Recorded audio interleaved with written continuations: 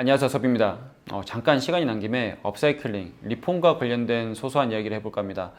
저도 종종 하고 있고요. 그리고 우리나라에도 정말 잘하시는 분들이 많죠. 그걸 전문적으로 하는 업체들도 있는데 우리나라뿐만이 아니라 외국에서도 정말 활발하게 하고 있는 게 업사이클링, 리폼이라고 보시면 좋을 것 같아요. 참고로 제가 이 영상에서는 업사이클링이라고 하는 단어보다 이 조금 친숙한 콩글리시 리폼이라고 하는 단어를 쓸게요. 그런데 그 리폼한 결과물들이나 그런 뭐 작업한 것들을 보면 정말 많은 빈도수를 기록하고 있는 정말 자주 보이는 그런 브랜드가 있고요. 그렇지 않은 브랜드가 있습니다. 대표적으로 자주 보이는 브랜드 같은 경우는 뭐 루이비통, 뭐 버버리, 구찌, 뭐 고야드 뭐 이 정도가 될 것 같아요. 그 외의 브랜드들도 있는데 압도적으로 이 브랜드들이 정말 많은 것 같고요. 상대적으로 보이지 않는 브랜드, 리폼을 잘 하지 않는 브랜드는 어디냐면 뭐 에르메스나 샤넬 이런 정도가 생각보다 리폼을 많이 하지 않는 그런 브랜드인 것 같습니다. 물론 이건 상대적이에요. 이 브랜드들이 안 한다가 아니라 아까 얘기했던 이런 브랜드들이 훨씬 많이 리폼 작업을 한다라고 보시면 좋을 것 같은데 거기에 따른 차이점이 뭘까에 대해서 생각을 해본 적이 있습니다. 물론 이 영상을 보시는 분들 같은 경우는 난 단 한 번도 생각을 해본 적이 없는데 라고 보실 수도 있겠지만 저는 어느 순간 이제 그 생각을 하고 있었거든요. 과연 무슨 차이가 있을까? 왜 그럴까에 대해서 생각을 해봤었는데 각자 생각하시는 게 다르겠지만 제가 생각한 내용을 말씀드리자면 이 형태 그리고 원단에 따른 차이라고 보실 수가 있을 것 같아요. 제가 요거를 좀 가져왔는데 이거는 제가 작업하고 나서 남은 짜투리거든요. 이것만 보더라도 버버리인 거를 아실 수가 있을 겁니다. 네, 누가 봐도 버버리죠. 그리고 이거는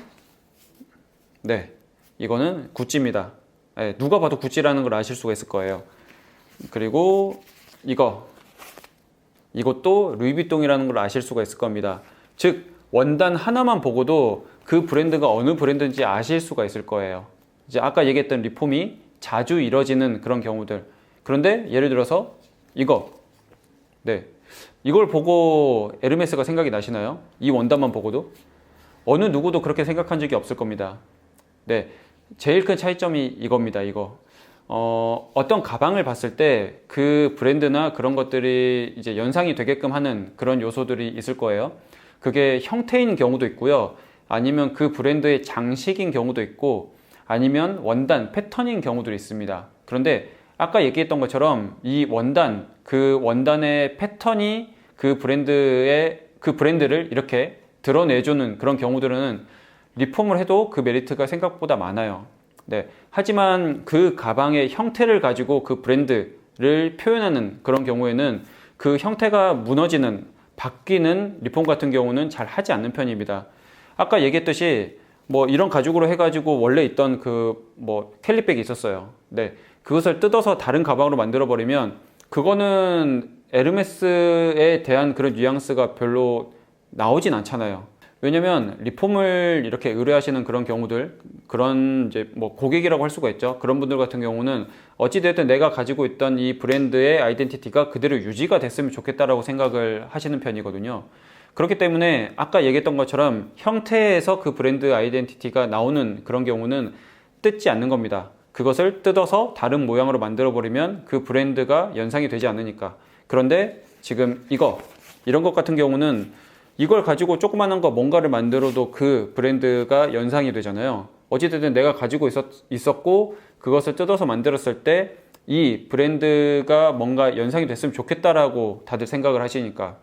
그렇기 때문에 그런 차이가 있다라고 보시면 좋을 것 같아요. 특히나 이렇게 패턴화되어 있는 것들, 저 원단은 저 브랜드 거다라고 패턴화되어 있는 뭐 루이비통이나 뭐 고야드, 뭐 아까 얘기했던 구찌나 버버리 이런 브랜드 같은 경우는 상대적으로 이 리폼, 업사이클링 작업이 정말 많이 되는 그런 브랜드라고 보시면 좋을 것 같습니다. 그리고 여기서 하나 더 이제 말씀을 드릴 게 뭐가 있냐면 아까 얘기했던 것처럼 이 패턴, 원단에서 나오는 그런 게 있다라고 했었잖아요. 그런데 상대적으로 루이비통 안에서도 그 모양이어야 그 루이비통 가방이다라고 이제 연상이 되는 그런 것들이 있습니다. 그런 것들은 리폼이 그리 많이 이제 작업이 되진 않는 것 같아요. 그래서 제가 얘기했던 것처럼 이런 이 패턴이나 원단에서 비롯되는 그런 거 혹은 그 가방의 뉘앙스가 형태에서 오는 거, 이 차이 때문에 리폼이 주로 많이 되는 그런 브랜드가 있고 잘 되지 않는, 그렇게까지 의뢰가 들어가지 않고 뭔가 결과물이 많지 않은 그런 브랜드가 있다라고 보시면 좋을 것 같습니다. 그래서 정말 이제 굳이 알 필요가 없는 그런 내용이긴 하지만 그냥 소소한 재미라고 생각하시고 들어주셨으면 좋을 것 같아요. 다음에는 다른 영상으로 찾아오겠습니다. 감사합니다.